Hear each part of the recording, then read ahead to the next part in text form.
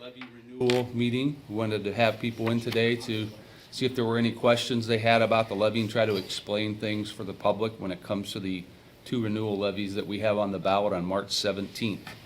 My name is Paul Woodard. I'm the superintendent here at Newton Falls Schools. This is Mrs. Sloan. She's our treasurer. And we're going to take questions from the audience related to the levy. But before we get to that, I want to try to start explaining a few things for you and simplify just some of the things in case there's questions concerning the levy on March 17th. On March 17th, we do have two emergency renewal levies. These are not new levies. These are levies that are already in existence, and our school relies on these. These are figured into our 5-year forecast, and they are up for renewal every 5 years. The one levy began in 1991. It's the 6 mil emergency levy, and it generates about $739,483 for our district. The other 4.7 mil emergency levy was passed originally in 2015, and it generates $585,011 for our school district. We count on those levies just to be able to maintain what we have. If we don't pass these renewal levies, we will immediately be in deficit spending within a year, and we will not be able to meet payroll within a year and a half to 2 years. The state would be in here. We count on these levies and the renewal of these levies every 5 years. Again, these are not new levies that we have placed on the ballot on March 17th. These are not new taxes. These are the same taxes that people are already paying. So we ask that you go out and support us on March 17th and help us maintain what we do have. We have been very fiscally responsible in the 9 years that I've been here. We have had to eliminate more than 30 positions since I have been here.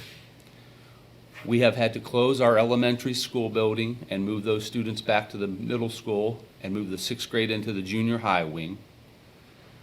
We have also had to cut programs since I have been here, things like French and shop, for instance. When people retire, we look at ways to shuffle people around and perhaps eliminate different positions and scale down. Like many schools that are our size in small rural areas without a lot of businesses, we have lost a lot of population in the last 9 to 10 years. We've lost more than 460 students to enrollment in that time period. That equates to more than $2.7 million out of our budget. Many schools our size have lost even more than that, some over 1,000, just in that 9-period year. We've done things like 4- and 5-year pay freezes for our employees, and we've done everything we can to try to be fiscally responsible and keep our doors open. When I've told our story down in Columbus, I've been down there several times over the last 9 years talking to some of our legislators. And when I've told our story down in Columbus of what we're going through with our drop in enrollment, what we've done to try to stay fiscally responsible, their response to me has been, "It's a wonder your school district still exists." I do not want to see the Newton Falls School District someday not exist. There's people in this community that grew up here, their parents grew up here, they've chosen to come back here after they went to college, have their kids go to school here. There's a lot of tiger pride in this community. I've seen it in the 9 years that I've been here. If we would someday have to consolidate with other schools, we would have to pay the tax rate of those other schools. Those tax rates are higher in the majority of the schools in Trumbull County. We are third from the bottom in our tax rate. If you do consolidate with another district, you pay their tax rate, not the tax rate you have, so you would be paying more with your taxes. Another negative is then you have to start having your kids be bused further away to go to school. People will not stay in this community if that ever happens. The two levies that we have on the ballot in March 17th are a must for us just to stay where we're at. And we will still, with those 2 levies, have to continue to be fiscally responsible and look at ways of saving money every way that we can through attrition or retirement or other means. Some of the things we've tried to do to be proactive is to get grants.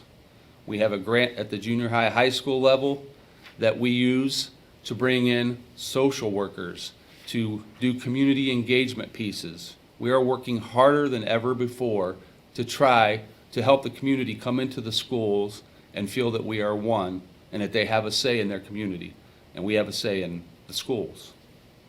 We also look for different ways to get levies. We have a new treasurer coming in soon. He has experience writing grants, not levies. We had a health and wellness grant that came through from the government this year. I'll tell you what we did with that. We were able to hire more guidance counselors. We were able to hire social workers to try to help the many students that we have that have needs that are hard to meet.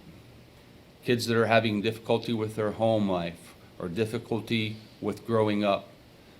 And these people that we have brought in are extra people, and they are heavily taxed, meaning that their plate is full with the clientele that they're dealing with our students. The health and wellness funds were for that, and we are using the money the way that the governor wanted us to do it.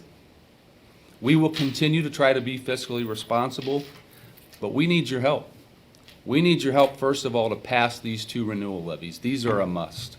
When the 5-year forecast is figured, these are included in it. If we don't have these, it would be like for your salary that you get from your job, you have a budget, you're planning on something going forward to meet your bills. All of a sudden, your boss comes to you and tells you, out of your $1,000 salary that you get per week, we're taking $300 away. And you have no say in the matter. We have a say in the matter. We have a say as voters in this community. We have a say with the people that are here that have that Tiger pride and want a good education for their kids. And the older people that have had their children grow up and go to school here. I know you have the Tiger pride in you, and you want that for your grandkids and the kids that are coming through the schools. So I'm asking you on March 17th to please support these 2 renewal levies. They are not new taxes.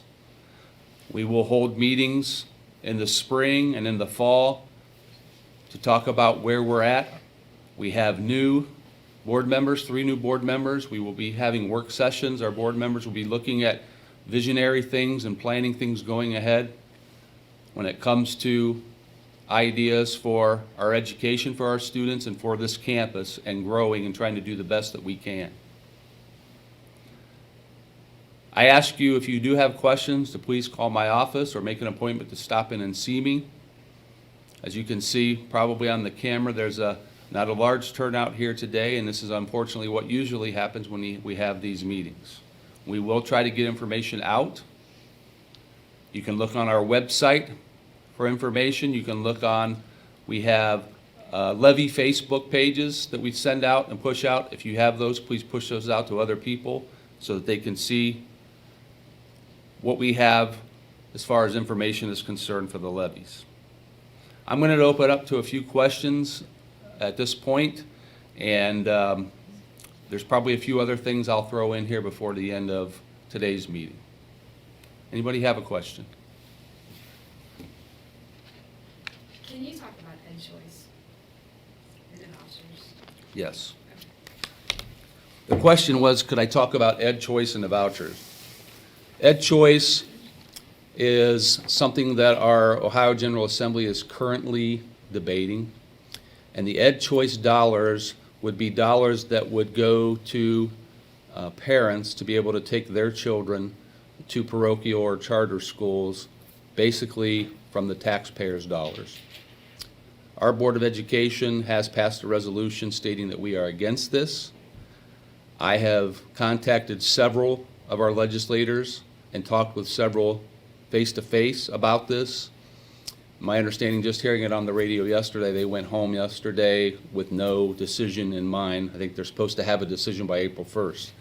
But what it does is some of the designations that might come about on your school report card, if you have a low designation, letter grade, you may be allowed to then take your son or daughter and take them to a parochial or a charter school with these Ed Choice dollars, and that will follow them through the years.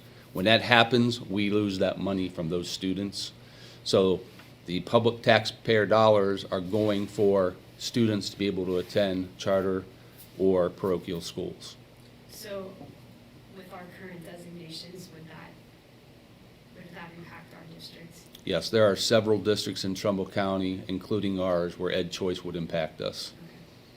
Okay. I know at least one district in Trumbull County that told me that they would be facing nearly an $800,000 deficit if they don't do something with the legislation.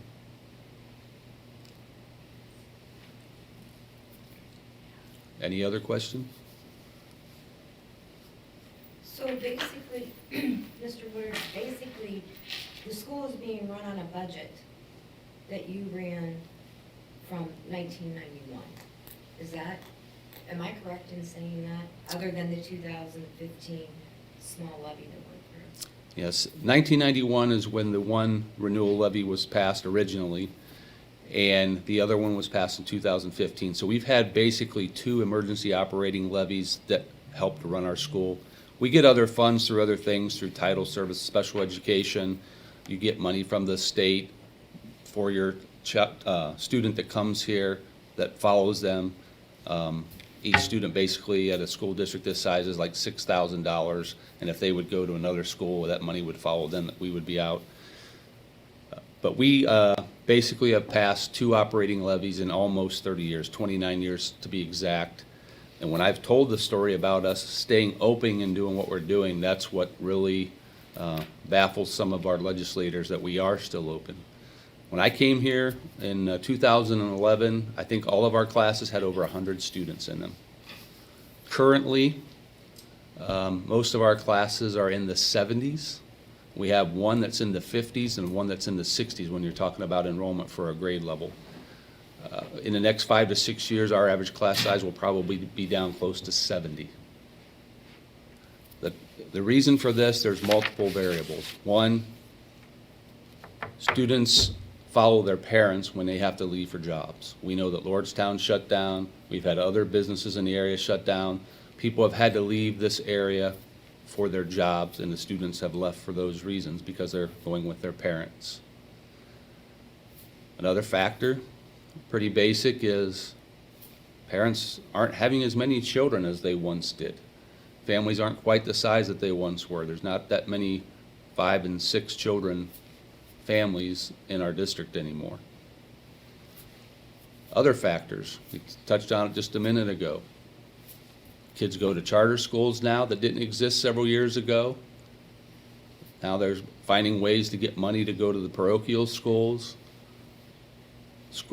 Many kids are schooled at home now and online schooling. So there's many variables that have come about in the last 10 years that have affected schools when it comes to their enrollment. I've been in other districts before I've been here, and every district I was in before I came here is in the exact same boat that we are when it comes to the drop in enrollment. I was at Waterloo, Crestwood, I live in the Southeast District. They've all lost hundreds of kids in the last 10 years. I believe Crestwood's over 1,000 now. And many places have had to shut down buildings and consolidate students into their different buildings. You've read about it, it's happened everywhere. Again, these are renewal levies. We're not asking you to pass new levies on March 17th. These are two levies that are at the core of what we've been doing over the last 5 to 10 years. We rely on these. They renew every 5 years. The amount of money they bring in, I've talked about, it's spelled out in this handout also. We have to have that money, and even with that money, we will be in deficit spending if we don't take some measures probably in less than 2 years. One of the things we're hoping for is that the Ohio General Assembly will change the way schools are funded and help us. I've been at many meetings with Representative Cupp and Patterson who are trying to get a bill passed that will help the schools somewhat. I've talked to them. I've seen them speak at least 3 times. And they're doing their best to try to get legislation in there that will help us. But there's always roadblocks and there's always things people want put into the bills, and it's hard for them to get things passed. The way we fund our schools has basically been unconstitutional since the 1990s with the DeRolf case, and it's been declared unconstitutional at the state Supreme Court multiple times. We have not fixed the funding issue. It comes down to the taxpayers have to support their schools for us to keep them open, especially when we're losing people in enrollment. If I can step in, Mrs. Major, if you compare the budget of the school to your home budget, that's like having one raise in your home since 1991. So you're still trying to do everything you need to do. Inflation has gone up and all the costs have increased, but you've gotten one raise. So in 29 years, that's not much. Right, so your budget's only, your budget, you're maintaining it. Right. On a, basically, because of the 2015, which was a smaller Mhm. levy that we are asking for a renewal on now. So basically, you are running our school on a budget from 1991 Right. with everything that's going on. Right, Now, with one raise in the inflation, meantime. with the ed choices, with the loss of money there. Yeah, just with the help of the 2015 emergency levy, that did help us, got us by, but we've lost a lot of kids in enrollment since then. So it has been tough to do what we're doing with the amount of money we have coming in. We've trimmed our staff, we've cut programs, which aren't things we want to do. We would like to be able to offer more things, offer robotics as a class, for example. Try to get people to move into the vacant homes in our community. With the new businesses that will be going in Lordstown, there's not a lot of housing over there. We're hoping that people will come over here to an adjacent community and want to raise their family here in Newton Falls. That would help us by getting enrollment. I've been a part of the Camp Ravenna or Camp Garfield project for the last several years too, that could possibly bring in a missile defense center in Ravenna at the Arsenal. That decision still has not been made. We hope that down the road that we can get that in Ravenna, because there's a lot of housing here that would be cheap housing for people to move into, and there would be construction projects going on for 5 to 6 years on that. And then after that, there would be over 800 rocket scientists that would be working there permanently. That would be great for our community if we could get that. But we are one of 3 sites that they still have not named who will get that down the road. So we can't count on that. Another thing in relationship to your question is, when you talk about budgeting, just like your house budget, things continue to go up. Your electric bill goes up, what you're paying for gasoline, what you have to pay for repairs of different things. We're facing that here at school. Every year, our costs go up based on what we have to pay to maintain the campus, the heating, the air conditioning, the buildings. Things wear out, a boiler blows, heating and air conditioning unit goes down. We have to replace technology frequently. Our track right now is almost to the point of being condemned, our all-weather track. It's like 20 years old since they put that in. You're supposed to have those reconditioned every 10 years. We have not had the money to do that. And 2 years ago, a track official told us they weren't sure if in the near future they were going to allow us to run on that track. They might have it condemned. In our last election, we put up a PI levy, which is a permanent improvement levy for $1.9 million. That would have brought in money that we could have used to replace that track, build a baseball field in the back area behind the elementary middle school, but we did not pass that.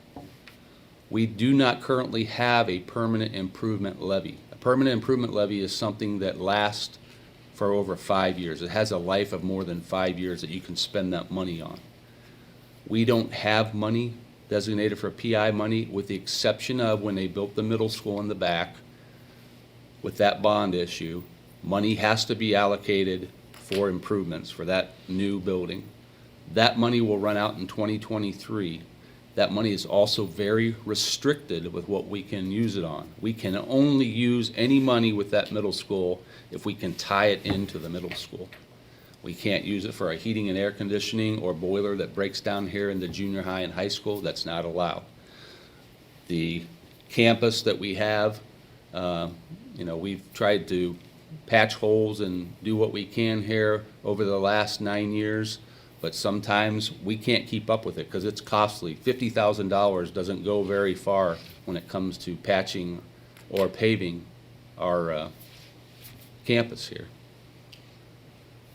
So somewhere down the road, that's something we will have to address, because the money we have in the general fund, these emergency renewal levies, goes into the general fund. The general fund, the money from that goes for our day-to-day operations. Things like purchasing computers, technology, supplies for our kids and our staff, maintenance of our buildings, payroll and benefits for our staff, and basically any of the expenses that you could throw out there comes from the general fund. That's why this levy is so important, that we pass both of these renewal levies on March 17th. We need these just to stay where we're at and not to cut even deeper. On the back side of the handout that we gave you, there's some rankings by district when it comes to millage and operating levies. I'm going to let Mrs. Sloan talk to you a little bit about that, and we'll try to answer any questions you can off of that. Okay, so if we start on the far right side, those districts have permanent improvement levies. So you can tell that not all the districts in the county do have them. Newton Falls is not on that list. So that's the far right. Moving to the left, the next column are districts that have had building projects and have school bonds. Newton Falls is on there. That is the bond issue that paid for the middle school. The next column over are school operating levies. They go from lowest to highest. Newton Falls is the third lowest district in the county for school operating levies. Moving to the far left column, that's the total millage. That's the total of the first three columns added up. Again, Newton Falls is very low. And if you see the surrounding districts, one is a little bit lower than ours, but then the other surrounding districts are all higher. So should they close our doors, the families in Newton Falls would absorb the tax rate of the school district where the students are sent.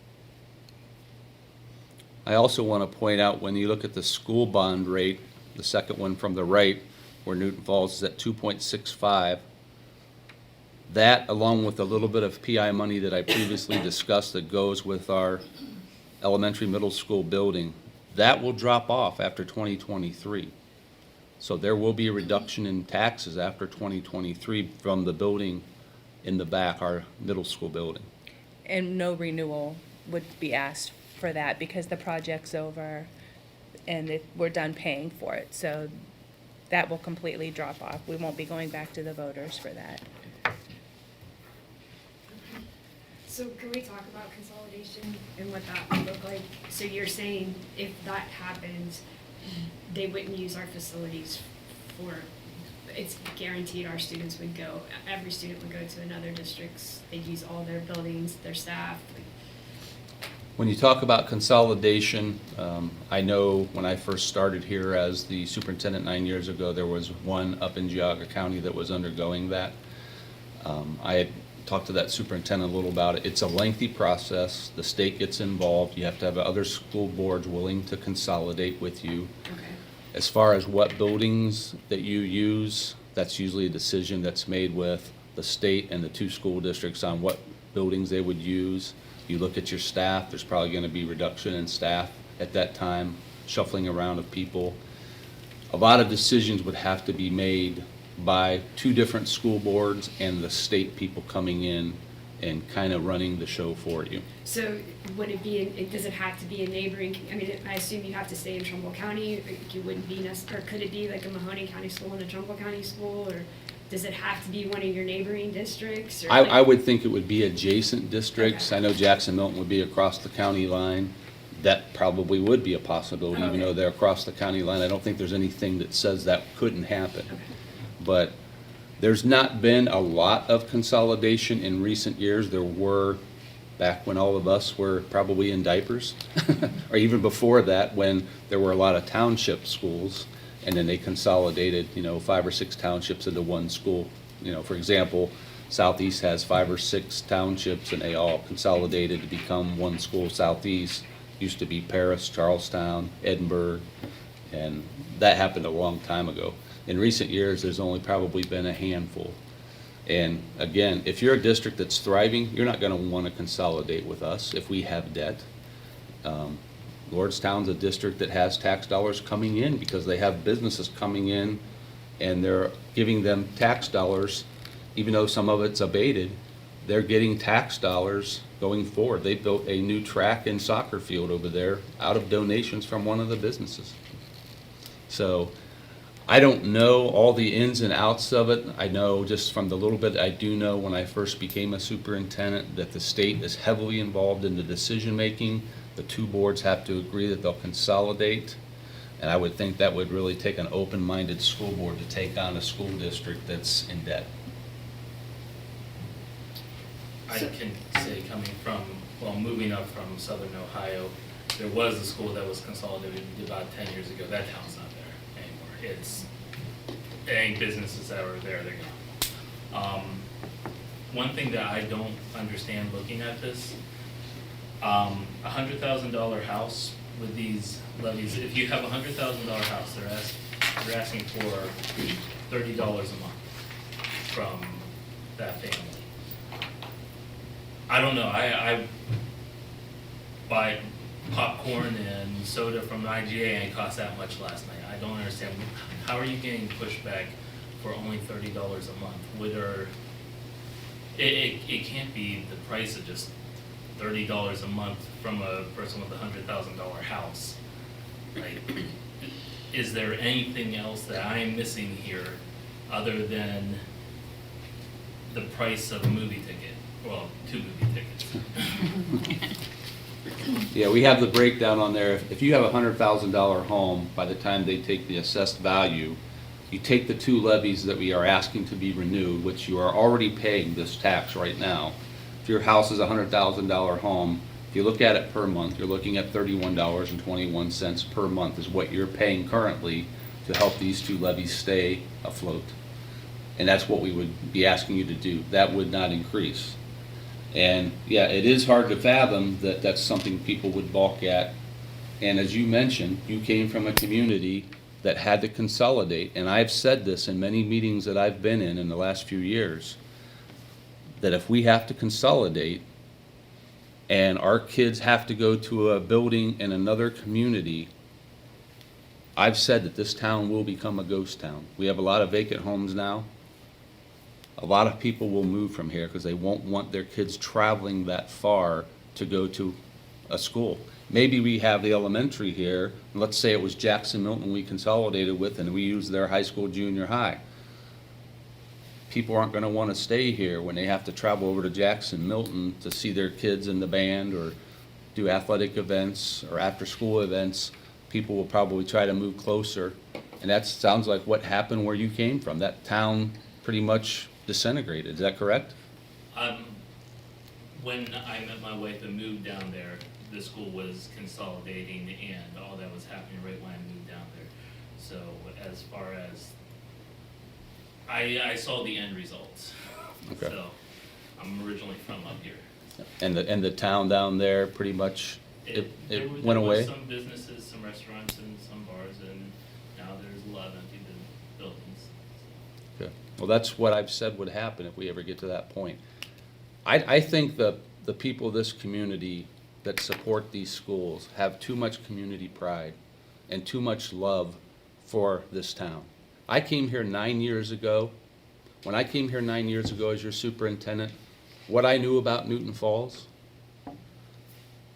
was they had a fabulous fireworks display on July 4th, because I had brought my kids to it. I had actually been a varsity boys basketball coach at Crestwood several years ago, and I actually coached against Coach Roy Sembeck. And when I came here for that, I saw a gym full of people that had a lot of community pride. I brought one or two of my daughters here when they were really small to do some gymnastics training in the downtown area by a lady that had a gymnastics business, even though I didn't live in this community. And when my wife would come and take them there, we would go have dinner in the town while they did their gymnastics and then come back and pick them up afterwards. I thought this is a great little town. I really loved it because I thought you could live in a lot of areas here and walk downtown, walk to the park. I live out in the country. I don't have some of those things, and I thought, what a great little town and what community pride I saw. After being here 9 years, I've met a ton of great people, a ton of loving people. Myself, I'm a Christian man. I told this Board of Education when they hired me 9 years ago. For me, it's God, family, and job. But I have worked 2 jobs in my life for over 40 years so that my kids could have a good roof over their head and go to college. I still work 2 jobs. I told them it's going to be God, family, and job, but I'll give you 100% every day at my job. And you can ask any of my employers if I've done it, and I did. The board that I had then and the board that I have now have always been supportive of those morals and values. And I've met many people in this town with the same morals and values. There's a ton of good people here.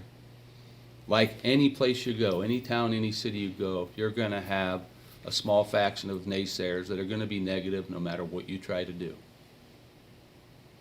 But if people will actually come and listen and get involved with our schools and talk to our school board, or come and just sit down with me or the treasurer, you'll find out this is a great place to raise your kids. This is a great town. I don't want to see it go away. And I think the people that grew up here or had their kids go to school here or currently have their kids go to school here are going to come out and support us. We're going to pass these 2 renewal levies, and we're going to do what we have to do in the future to keep these doors open so Newton Falls Exempted Village School District never has to consolidate with someone. I think being from Newton Falls, and many of us that are in the room, we did have an education here, and we work out of town, and we have many opportunities to live elsewhere. And it is about community pride. We have opportunity, but we have a lot of opportunity in our city, in our town. And being involved with these renewals and with new levies over the past few years, a lot of the talking points and a lot of what people will say is really all in this list here. If people are saying we can send, our son or daughter to LeBray, well, look at LeBray. LeBray, their millage is 55.8, where ours is 43.75. We're going to be paying that, and so I think having some tangible numbers like this really, these are the best talking points, because this is our reality. This is where we would be anyways, whether it was our own, school in Newton Falls or another one. So with your point where you asked, why is there kind of that pushback or that, why are we fighting about this? I don't know, I don't know. Like, I wish that we were not like, so it's the basics that we want for our kids. I have a 13-year-old son. He loves Newton Falls. This is what he knows, and it's like, I want him to have the same opportunities, to be here. And it seems so nominal, in the scheme of things. And so trying to get those individuals that have that same mindset, just go out and support. This is, we want to have an even playing field with these other communities, for our kids. I appreciate like having these tables here to show. I know just with the 2 levies that we had up in the last election in November, a $100,000 home for the operating levy we had up and the permanent improvement levy we had up would have paid an additional $19 a month. So you would have been paying on a $100,000 home, $50 a month to support your schools.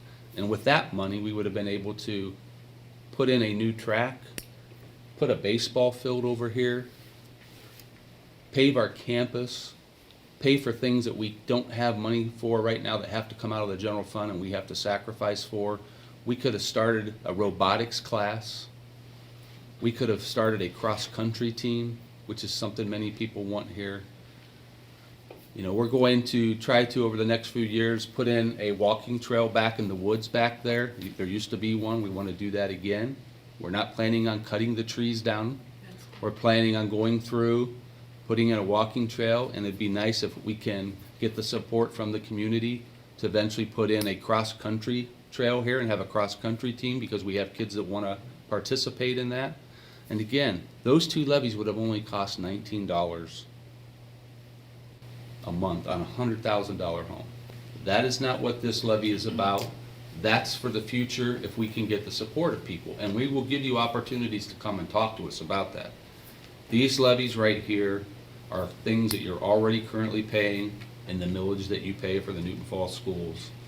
And again, like you said, $31.21 for a $100,000 home is what you said, 2 movie tickets.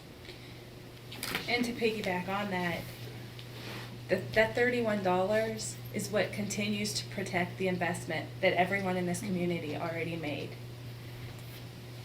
Should those levies not pass, the buildings we're not going to be able to keep the upkeep. We're not going to be able to continue to keep everything in good shape, which destroys the investment that the whole community already made.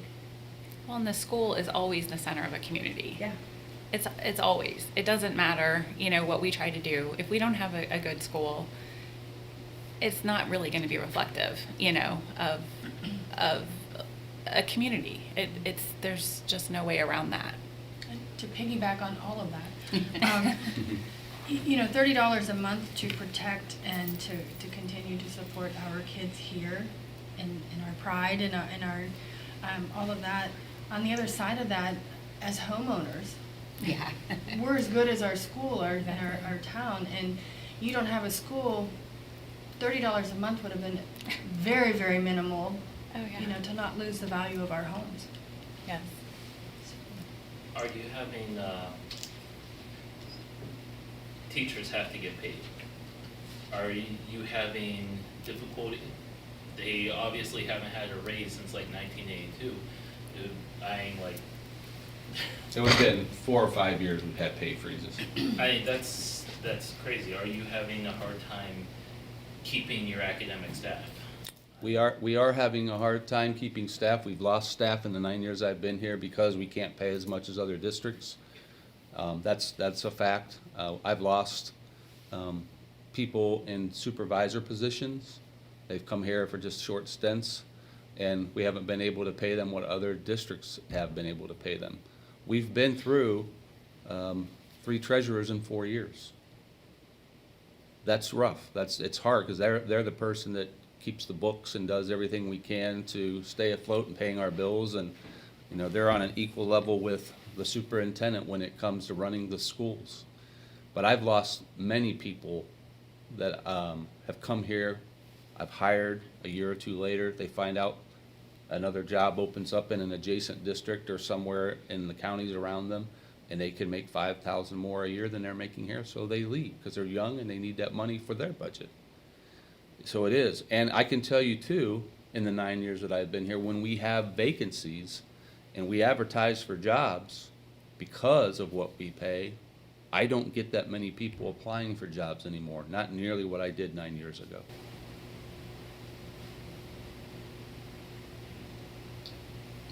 Can you touch on some of the points that if the state did have to come in, I've seen a lot of comments and so forth on the social media, let the state come in. Who cares? Let the state come in. Can you touch on, I know you can't give, you know, we don't know specifics, but can you touch on, Mr. Woodard, what you see if the state comes in, and people touch on the fact that people think that it's a threat.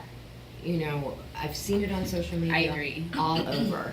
I don't think people see the state taking over or consolidation as a bad thing.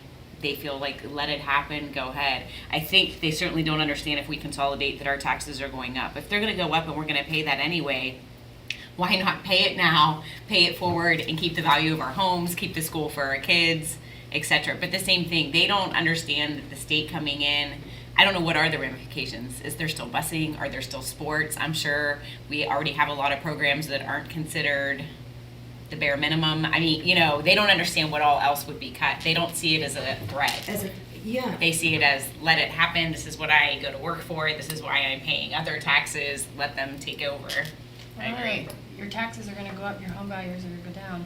The piece I see when I look at these kids, the emotional piece, this is their school, they're Tigers, that this is where their pride is, and then they have to blend in and be somewhere else and do something else. That I struggle with big time. Well, yeah, I mean, forget I all have the a son as a dollars. freshman in high school. I mean, I did live in Northern Virginia. I moved back home. My mom was, you know, my whole family was here. My mom was the school secretary for, you know, at the time. And I wanted to move my kids back and raise them in a community with, like this, you know, with the community pride, my family and everything else. And now I have a son that's a freshman that may or may not get to graduate from here. And that's hard to pill to swallow. Well, I'll start on it, and Mrs. Sloan can piggyback on it, because actually Mrs. Sloan is transitioning into a job where they were in state receivership. And I don't For know how much several she years. knows about it, but she probably knows a little more about it than I do. But I can tell you this, when the state comes in, the school board pretty much has to answer to them on the decisions. So let's say we are in deficit spending, showing that by the summertime, we're gonna be in the hole $1 million. We have to come up with a plan that's going to get us out of that deficit spending, that $1 million. We gotta come up with it somewhere, which would mean cutting positions, class sizes getting bigger, possibly cutting busing, possibly losing our after-school activities. We have to start doing everything we can to add up to that dollar figure to get us in the positive column. Like, we're responsible for that. We're responsible for that. plan. They're And not if you gonna give take them a that on. plan and they look at it and they say, this is not good enough, you're back to the drawing board and you're doing it again. But they are going to tell you, here's what you gotta cut, find a way to do it. And really, the school board, the administration loses a lot of the say in what they can and can't do there. I don't know too much about, the district I'm going to, they're out of fiscal emergency, but I know it was hard, and I know that, just like Mr. Woodard said, the decisions no longer lie with the board, with the administration. Everything has to go through the commission, purchase orders, everything. And when you can't make things come to where they want them, it's exactly that. You're back to the drawing board. You have to find a way to balance everything. Yeah, I don't want to see us have to start making decisions where we have to cut busing. I don't want us to see us making decisions where we have to eliminate our after-school programs, or our class sizes have to go above maximum numbers. Why would any school district, why would the people living in any school district want to see that for their kids? Especially if your kids have already been through school and they didn't have to have that happen to them. Our kids should be afforded equal things as surrounding districts. We don't want to continue to have to cut and be at the bare minimum. I believe every person in here that has children, we've always wanted the best for our kids. We want more for our kids than maybe our parents could give us. And we want our kids to be able to give more to our grandkids than we gave them. That's just human nature. I want to see this school district thrive. I will be retiring probably within the next 3 to 5 years.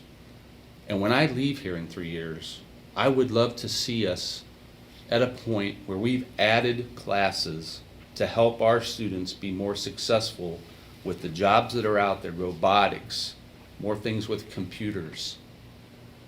That track's reconditioned. We have a baseball field on our campus people are coming here to Newton Falls schools because it is, as Mrs. Severino Powell already stated, it is the center of your town. And Mr. Moore back there said he lived in a district that they had to consolidate, and that town has pretty much dissolved. That's not what we want for this community. Yeah, there's a handful of people out there, a small percentage of people that say consolidate, go ahead, let the state come in.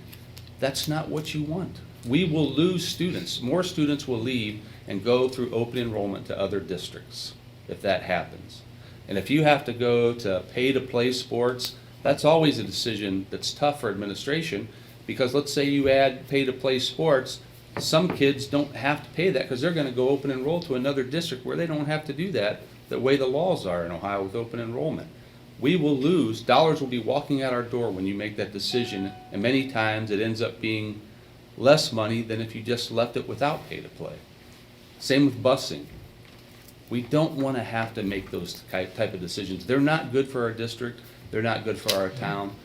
They will never be good for our school district going forward. I'm with you, Mr. Moore. I find it hard to believe that the majority of the people that live here would even bat an eye at $31 on a $100,000 home that you're already paying in taxes. And even going forward, we've tried to really be fiscally responsible. We've eliminated so much. Is that what we want as a school district? Do we want to have a bare bones school district for our kids to go through and grow up in? I see a couple people sitting here right now, Mrs. Boone and Mrs. Major. I know their kids, they graduated from here. Since I've been here, they were successful. They were honor students. They're successful in their life after here with college and their careers. This school district provides what you need to get a great education. Let's provide more than that. Let's provide opportunities for the young kids that are coming through so that they can have classes maybe that our other students didn't have someday. These two levies here will just keep us where we're at, and we will be in deficit spending shortly. Make no bones about it. If we don't pass these two renewal levies, the rabbit hole will get bigger and we'll go down it faster when it comes to the state coming in here. We don't want that. In 1991, so we're You're both aging us. Jills. We're both Jills sitting together. So we graduated in 92, and I remember, because it's all coming full circle, the same thing. I remember, like, we were juniors, gonna be seniors, had to pass this levy, and I remember kind of the slogan at the time was, say yes, we want to compete, and it's the same thing. Like, we want to compete. I don't want bare bones for any of our kids. It's like you want them to be able to have a really good education. And at that time, they did cut spring sports. Yeah. And busing. And it was a huge impact, and fortunately, the community did come Yeah, through, so right. I hope. One of the Did things then. that's different from then to now is now there's open enrollment, and almost every school district has it statewide. So kids can leave and go to any school district they want to that has open enrollment. So when you make those decisions, you're gonna lose kids to Yeah. other districts. Your population will go down even faster, and your general fund will go down even faster. That wasn't true back then. Back then, you had to physically move to another district to be able to attend that. Open enrollment now is statewide for most school districts. So people could send their kid to any of the adjacent districts that has open enrollment and still stay and live here in Newton Falls, and the tax dollars are gonna go with those kids to LeBray, Southeast, Southington, Jackson, Milton, and we can't do anything about it. So that's why we have to support our schools. Things have changed, variables have changed over the years. Well, I wanna thank everyone for coming. I appreciate you showing up on your Saturday morning. I'm sure you could have been out there doing something. It's a nice day out, the sun's shining, 50 degrees in February. There's many things you could be doing. But I ask that please spread the word, ask people to get involved, ask people to call us if they want to help or if they just have questions, and spread things on social media. If there are questions, have them call me. They can come in and sit down with me. I'll answer them on the phone, face-to-face, myself, the treasurer, or come to our school board meeting that we have, and you can ask questions. We try to talk about these things at our school board meetings. The election will be here in 3.5 weeks, March 17th. 2 renewal levies. They're 5-year renewal levies that we've already voted in, one in 1991, every 5 years we voted that in, one in 2015. We count on those just to maintain what we have. We have to have those, and even with that, we'll have to be fiscally responsible. We have a 5-year forecast done in early summer and one in November. And we look at those and we talk about those at the board meetings. If you want to know what those look like, you can come in and talk to us. But we rely heavily on these 2 renewal levies that does not increase your taxes, and you're already paying. And if you have a $100,000 home, again, it's $31.21 per month is what you're paying currently. That won't go up by renewing these levies. Please, on March 17th, I beg you to please support Newton Falls Schools. Thank you.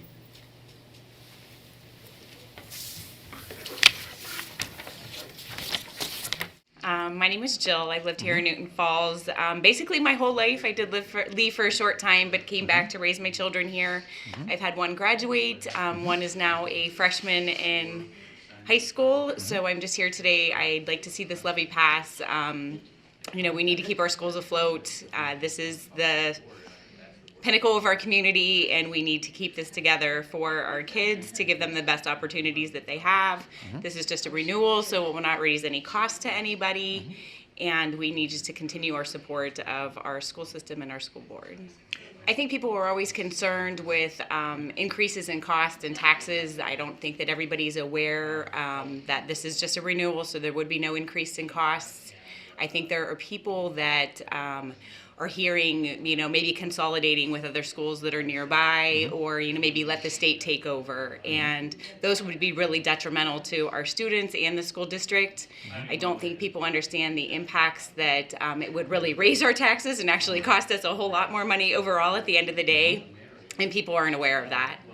They see other opportunities to, leave and go elsewhere, and it's just not as simple as it sounds.